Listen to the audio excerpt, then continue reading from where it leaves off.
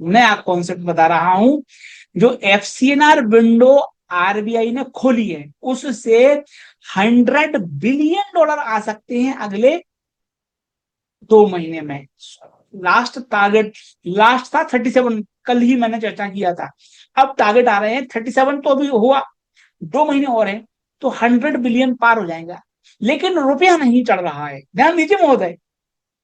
100 billion RBI के पास आ गए, लेकिन रुपया तो 95 पर ही है। तो आप लोग ये पूछिए कि भैया ये क्या है कि आपको 100 बिलियन मिल गए लेकिन रुपया जिसका तस है। कारण महोदय उसका यह है कि आरबीआई भी चाहता है कि रुपया टूटे। आरबीआई चाहता है, परम पूज्य विष्णु विष्णु भगवान के अवतार मोदी जी भी यही चाहते हैं कि रुपया टूटे। आप बोलेंगे क्यों? क्योंकि हम एक्सपोर्ट इकोनॉमी बनना चाहते हैं, हमारा ख्वाब है एक्सपोर्ट इकोनॉमी बनना। हमारा ख्वाब है कि सर्विस एक्सपोर्ट बढ़े। हमारा ख्वाब है कि आईटी इंडस्ट्री आगे बढ़े। वो तभी होगा जब रुपया टूटता रहेगा डॉलर के मुकाबले हमेशा। तो डॉलर के मुकाबले रुपये का टूटना लॉन्ग टर्म सेकुलर ट्रेंड है। ये रुपया डॉलर के मुकाबले गिरता रहेगा, पिटता रहेगा, लुटता रहेगा, लगातार होता रहेगा ये। इसलिए परम पूज्य मोदी जी ने ही रास्ता खोला है कि जिन लोगों को डॉलर की मार से बचना है, बीजेपी के नेताओं को, आईएएस अधिकारियों को, बड़े बड़े व्यापारियों को, उनके फैमिली ऑफिस को, जिनको ये डॉलर के क्रैश, डॉलर के सामने रुपये के क्रैश से बचना है। रुपया जो गिर रहा है इससे आपकी भविष्य में बिटिया की शादी, बेटे की शादी, आपका मकान बनना सब असंभव हो जाएगा, क्योंकि डॉलर की दीमक आपके पैसे को रोजाना चाट रही है। और एंटी टर्माइट सोल्यूशन आरबीआई इस्तेमाल नहीं करेगा। डॉलर के मुकाबले रुपया नहीं चढ़ेगा, भले ही आरबीआई के पास 100 नहीं 1000 बिलियन आ जाए। Because underlying export economy will not thrive. हमारा एक्सपोर्ट खत्म हो जाएगा अगर रुपया मजबूत होने लगेगा।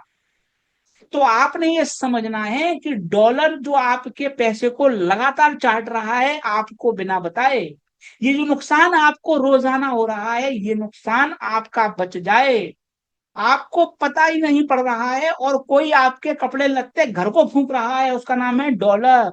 क्योंकि आप डॉलर से दुश्मनी करके रुपये में निवेश करते हो। आप निवेश करते हो रुपये में, और रुपया जो कि टूट रहा है। इसलिए मैं लगातार अपने क्लाइंट्स से निवेदन करता हूं, महोदय मन बनाइए, डाइवर्सिफाई कीजिए।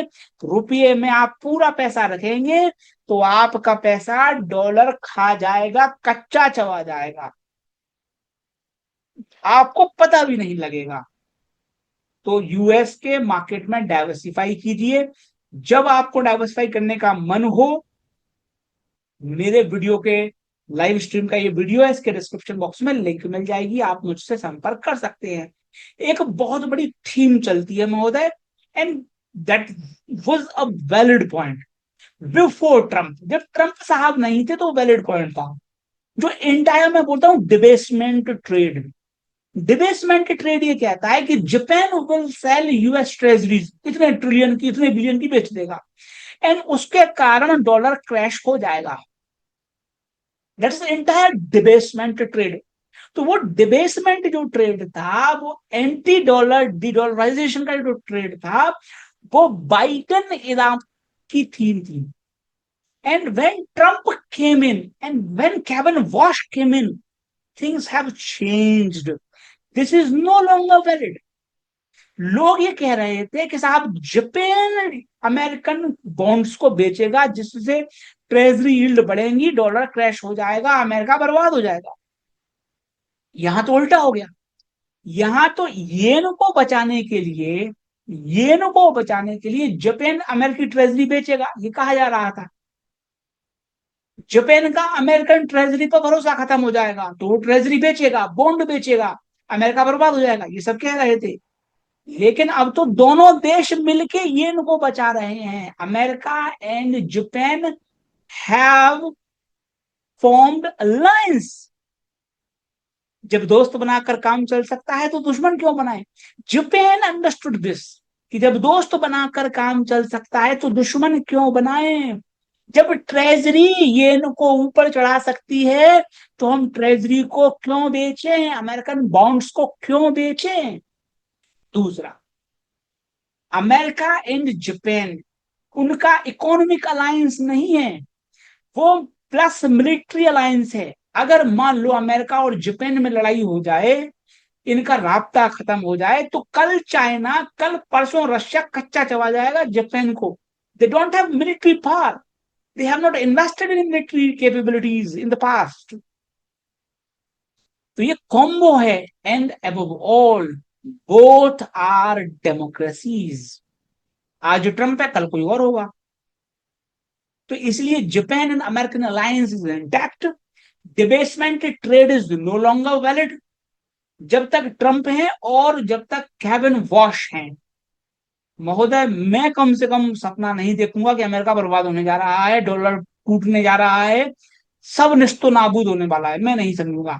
हाँ, बाइडेन होते, डेमोक्रेटिक पार्टी होती, देन मैं भी यही कहता। लेकिन now things have changed considerably, so this is the time to change our view.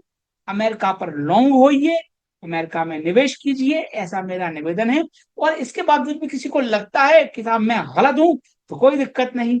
आपका जो व्यू है, भगवान करे आपका व्यू सही हो जाए तो और भी अच्छा होगा।